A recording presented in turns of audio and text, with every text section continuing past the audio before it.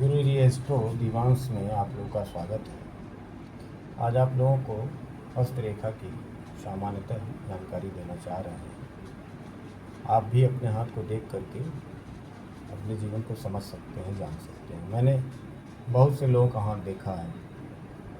लगभग मैंने 8-10 वर्ष तक हस्तरेखा के बारे में तमाम किताबें हैं, उनका अध्ययन किया है, लोगों के हाथ देखे हैं, तब जाकर के निष्कर्ष में पहुंचा हूँ। तब मैंने आपके लिए ये वीडियो बनाया। आप लोग सदस्यता लें, सब्सक्राइब करें, लाइक करें, कमेंट करें, कैसा लगा आपको बताएं।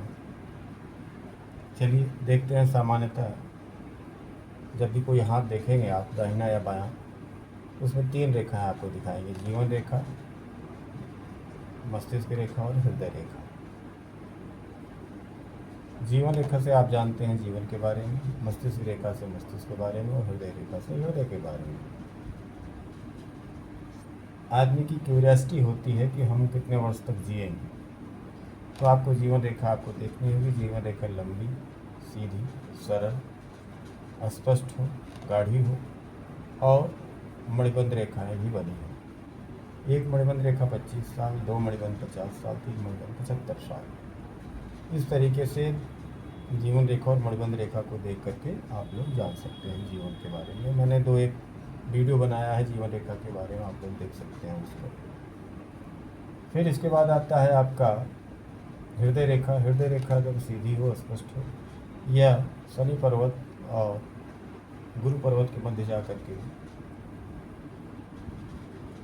स्थिर होती है, सीधी हो, स्पष्ट हो, तो आपका हृदय पर्वत सही है, इसमें कोई भी विकार नहीं है।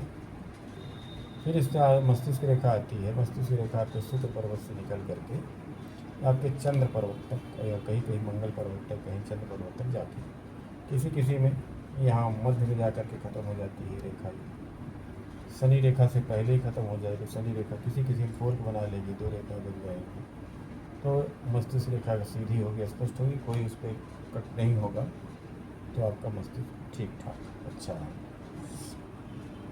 फिर उसके बाद आती है हमारी शनि रेखा, जिसे भाग्य रेखा कहा जाता है।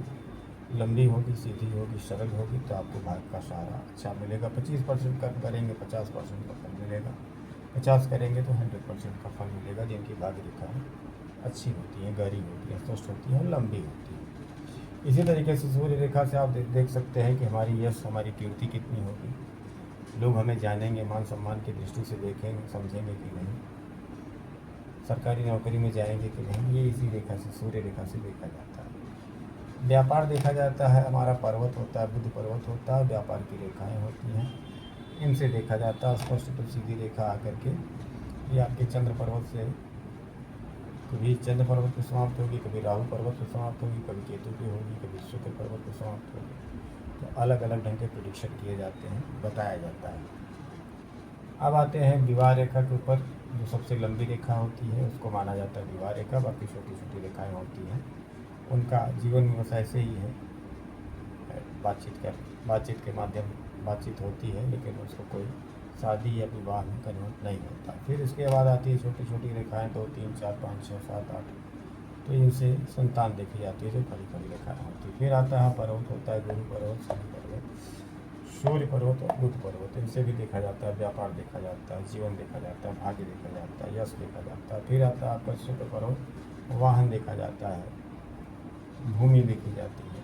फिर आपका मंगल पर्वत आता है, ये जो उच्च का मंगल होता है, ये भवन बताता है आपका भवन कितना अच्छा होता है। मंगल उच्च मंगल है तो उठा हुआ है तो अच्छा आपको भवन मिलेगा। निम्न मंगल आपका दबा हुआ है तो ये निम्न मंगल बताता है। अगर ये उभरा हो, निम्न मंगल भी उभरा, उच्च मंगल भी उभरा हो, तो आपको अच्छे भवन की प्राप्ति होती है। इसी तरीके से इनमें चक्र होते हैं, रेखाओं में शंख होता है, पर्वत होता है। चक्र सबसे अच्छा माना जाता है, संपन्नता की निशानी होती है। भाग्यशाली लोगों के हाथ में चक्र ज़्यादा मिलता है। हाँ, हाथ की रेखाओं को जब भी आपने देखें तो दोनों हाथ की रेखाओं को देखें। जैसे जीवन रेखा मान लीजिए किसी हाथ में छोटी है, किसी हाथ में बड़ी है, किसी हाथ में कट लगा हुआ है, किसी हाथ में कट नहीं, किसी हाथ में त्रास लगा हुआ है जीवन का, किसी हाथ में नहीं लगा है। मणिबंध रेखाएं किसी में 2 होगी, किसी में 3 होगी, तो दोनों को एक देख करके समझा जा सकता है कि अगर दोनों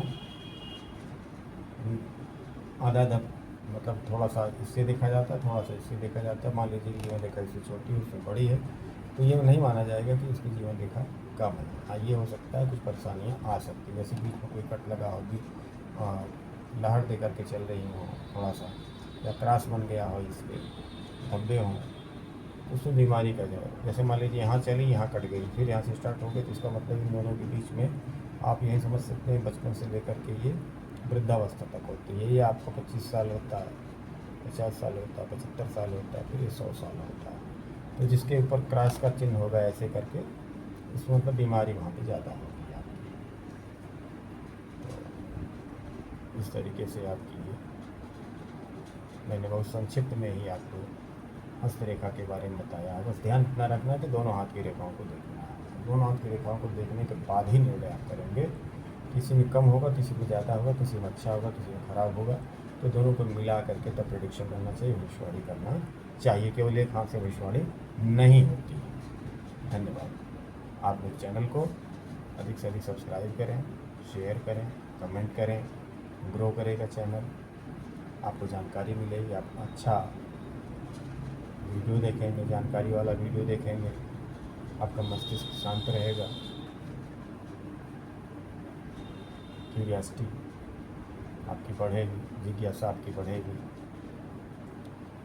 तो आप लोग प्लीज़ आप लोग चैनल को अधिक से अधिक समझता लें और शेयर करें। धन्यवाद।